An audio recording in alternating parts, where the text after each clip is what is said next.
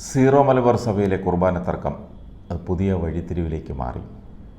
Synod കുർബാനയെ സ്വീകരിക്കുന്നവരും എതിർക്കുന്നവരും തമ്മിൽ സമവായത്തിനുള്ള സാധ്യത അടഞ്ഞതോടെ മറ്റ് പോംവഴികൾ വത്തിക്കാൻ ആലോചിക്കുകയാണ്. Major archbishop Mar Raphael തട്ടിലും 4 സ്ഥിരം സിനഡ് അംഗങ്ങളും ക്യൂരിയ ബിഷപ്പും ഇപ്പോൾ വത്തിക്കാനിലുണ്ട്. സംഘം ഫ്രാൻസിസ് മാർപ്പാപ്പയുമായി കൂടിക്കാഴ്ച നടത്തും. പൗരസ്ത്യ തിരുസംഘം മേധാവിയുമായി കഴിഞ്ഞ ദിവസം ചർച്ച നടത്തി. സഭയിലെ പ്രതിസന്ധികളും പ്രയാസങ്ങളും ചർച്ചയിൽ വന്നു. ഇതുതന്നെയാണ് മാർപ്പാപ്പയുടെയും ശ്രദ്ധയിൽ കൊണ്ടുവരാൻ ശ്രമിക്കുന്നത്. ഇതിനിടെ കുർബാന പ്രശ്നത്തിന് പരിഹാരം തേടി സുപ്രീം കോടതി മുൻ ജഡ്ജി ജസ്റ്റിസ് കുര്യൻ ജോസഫിൻ്റെ നേതൃത്വത്തിൽ അൽമായ പ്രതിനിധികൾ മാർപ്പാപ്പയെ കണ്ട് ചർച്ച നടത്തി. സിനഡ് തീരുമാനങ്ങളിലെ പാളിച്ചകൾ വിശദീകരിക്കുന്ന നിവേദനം മാർപ്പാപ്പയ്ക്ക് സമർപ്പിച്ചു. മാർപ്പാപ്പയുടെ ഇടപെടൽ ഉണ്ടാവുമെന്നാണ് വിമതന്മാരുടെ പ്രതീക്ഷ.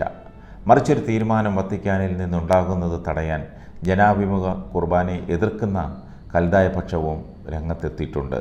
പൗരസ്ത്യ പാരമ്പര്യം വിവരിച്ചുകൊണ്ടുള്ള ആർച്ച് ബിഷപ്പ് മാർ ജോസഫ് പെരുന്തോട്ടത്തിൻ്റെ സർക്കുലർ ചങ്ങനാശ്ശേരി അതിരൂപതയിലെ പള്ളികളിൽ ഇന്ന് വായിച്ചു.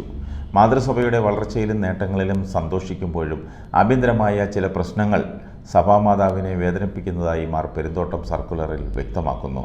പൂർവികർ ഏറ്റവും വിലപ്പെട്ട പിതൃസ്വത്തായി കരുതി പുനരുദ്ധരിച്ച് സംരക്ഷിക്കാൻ പരിശ്രമിച്ച പൗരസ്ത്യ സുറിയാനി റീത്തിനെ തള്ളിപ്പറയുകയും സഭയുടെ പരമാധികാരത്തെ പോലും ധിക്കരിക്കുകയും ചെയ്യുന്നവർ മാതൃസഭയുടെ വളർച്ചയിലും സാക്ഷ്യത്തിലും പ്രതിബന്ധമാണ്.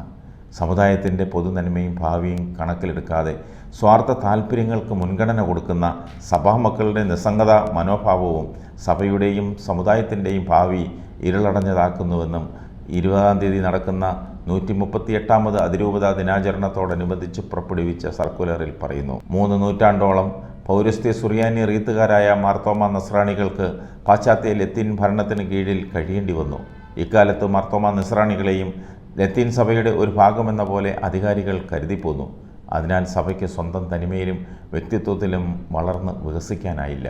ഒരു സഭയുടെ വ്യക്തിത്വത്തിൻ്റെ മുഖ്യ ഘടകങ്ങളായ ആരാധനാക്രമം, ദൈവശാസ്ത്രം, ആധ്യാത്മിക ശിക്ഷണക്രമം ഇവയിലെല്ലാം ലത്തീൻ സഭയോട് അനുരൂപപ്പെടുത്താനുള്ള സമ്മർദ്ദങ്ങൾക്ക് മാർത്തോമ നസ്രാണി സഭ ഇരയാകേണ്ടി വന്നതായും സർക്കുലറിൽ ചൂണ്ടിക്കാട്ടുന്നു.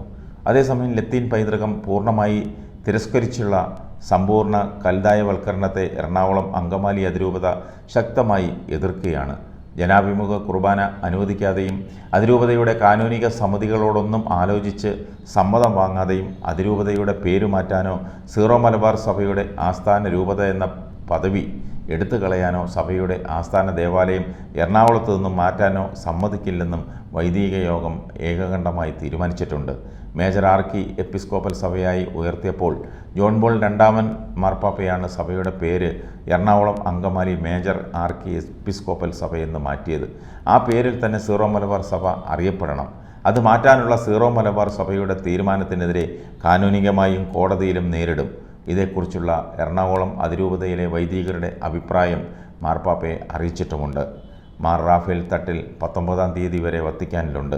ഇതിനിടെ വിവിധ വത്തിക്കാൻ പ്രതിനിധികളുമായും സീറോ മലബാർ സഭാ അംഗങ്ങളായ വൈദികർ, സന്യസ്തർ എന്നിവരുമായും കൂടിക്കാഴ്ച നടത്തും.